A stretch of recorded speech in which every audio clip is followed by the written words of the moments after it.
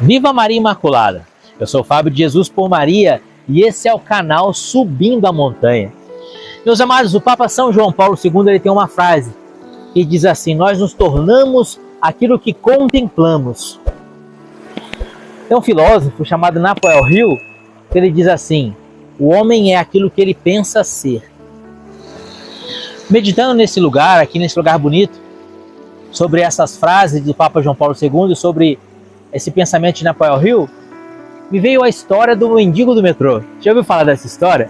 A história disse que havia um homem que havia passado uma dificuldade na vida e por conta dessa dificuldade entrou em depressão, perdeu o sentido da vida, perdeu o emprego, perdeu tudo e se tornou morador de rua. Estava vivendo no metrô como mendigo. Ele vivia pedindo moedas no metrô. Um dia, sentado no chão do metrô pedindo moedas, ele viu chegando um homem muito bem vestido, muito elegante, de terno e gravata, e ele pensou: esse homem tem muito dinheiro, vai poder me ajudar. Ele foi a esse homem e pediu uma moeda. O homem se abaixou diante dele e disse: o que você tem para me dar em troca dessa moeda? Ele disse: não tenho nada. E o homem disse: se você não tem nada para dar, você não tem o direito de pedir. Eu acredito no poder da troca.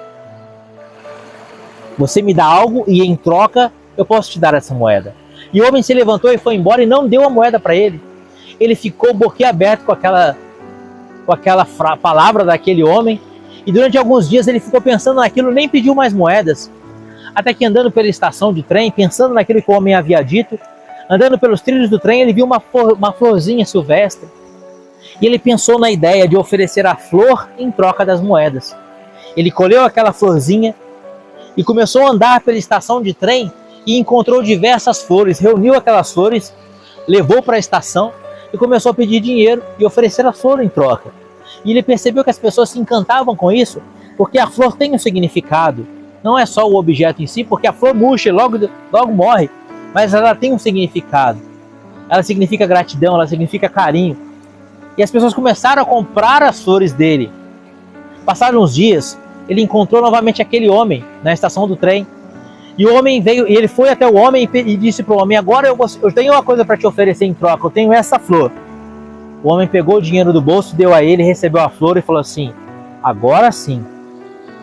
Agora você não é mais um morador de rua. Agora você é um empreendedor. Aquela palavra, você é um empreendedor, surpreendeu ele.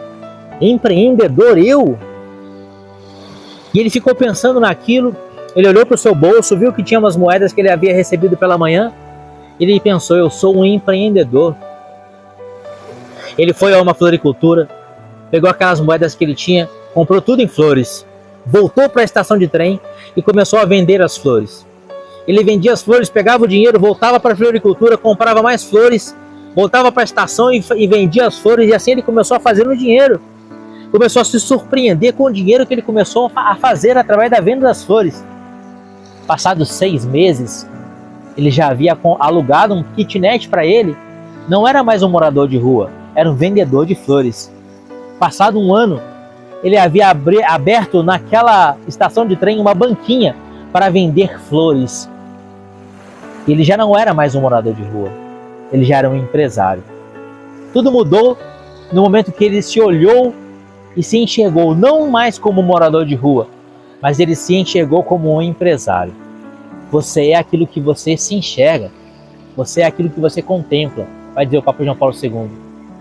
Meditando essa história, lembrei da palavra de Jesus, no Evangelho de São Mateus, capítulo 8, quando Jesus se encontra com São Mateus pela primeira vez.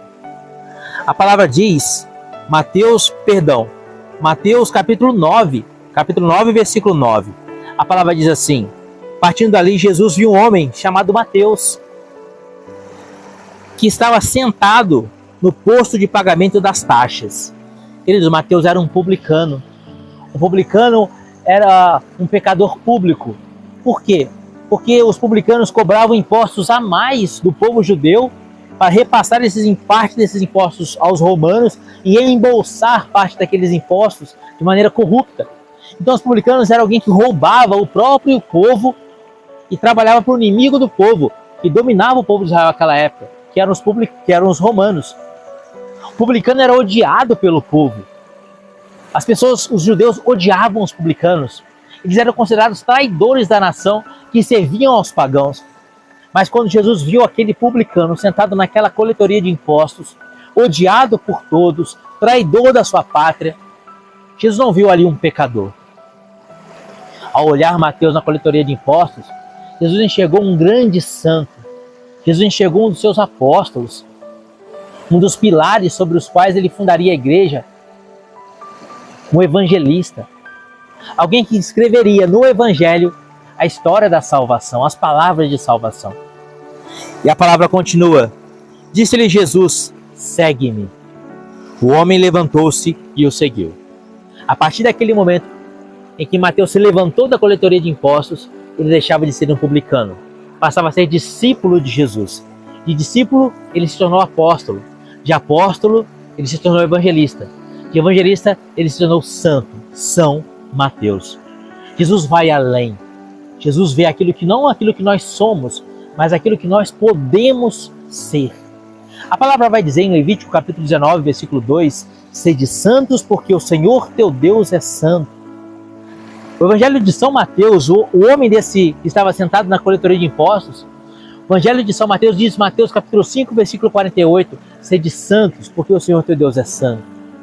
A primeira carta de Pedro diz, no capítulo 1, versículo 8, sede santos porque o Senhor teu Deus é santo. O Senhor nos quer santos. A palavra de Deus vai dizer em Hebreus capítulo 12, versículo 4, sem a santidade ninguém verá a Deus. Hoje Jesus olha para você, não importa do jeito que você tem vivido. Se você tem vivido como Maria Madalena vivia antes de conhecer Jesus, ela era uma prostituta, vivia uma vida dissoluta de pecados. A palavra diz que Jesus expulsou dela 7 demônios. Ninguém acreditava na conversão daquela mulher. Mas quando Jesus viu Maria Madalena, prostituta, repleta de demônios, Jesus enxergou nela uma grande santa, a apóstola dos apóstolos, que vai dizer a tradição da igreja. Hoje Jesus olha para você e enxerga em você um grande santo. Mas a santidade, sobretudo, vai começar na sua vida, no momento que você se enxergar como santo. Você olhar para si mesmo e dizer, Senhor, eu posso ser aquilo que o Senhor quer que eu seja. O Senhor quer que eu seja um grande santo. Eu posso ser esse grande santo que o Senhor quer que eu seja. Mas é preciso se levantar da coletoria de impostos como Mateus, deixar para trás a coletoria de impostos, deixar para trás a vida velha, deixar para trás a vida de pecado. Santa Teresinha do Menino Jesus, aos 15 anos, dizia, eu serei uma grande santa. Uma menininha de 15 anos, eu seria uma grande santa. E hoje, ela é uma grande santa, padroeira das missões, doutora da igreja. Jesus olha para você, como olhou para Mateus, como olhou para Maria Madalena, como olhou para Pedro, como olhou para Judas, e te chama a santidade. Judas escolheu seguir o caminho do pecado e permanecer no pecado dele. Mateus abandonou o pecado, se levantou da coletoria de impostos e seguiu Jesus. Qual caminho você quer seguir? O caminho de Judas ou o caminho de Mateus? O caminho de Judas ou o caminho de Santa Maria Madalena? Hebreus capítulo 12, versículo 4, sem a santidade ninguém verá a Deus. Naquele dia, naquela estação de trem, o mendigo olhou para si mesmo e falou assim, eu não sou mais um mendigo, eu sou um empreendedor. Naquele dia, Mateus acreditou na palavra de Jesus, se levantou e seguiu o Senhor. E hoje, qual caminho você vai tomar? Pensa nisso. Que Deus te abençoe. E viva Maria Imaculada.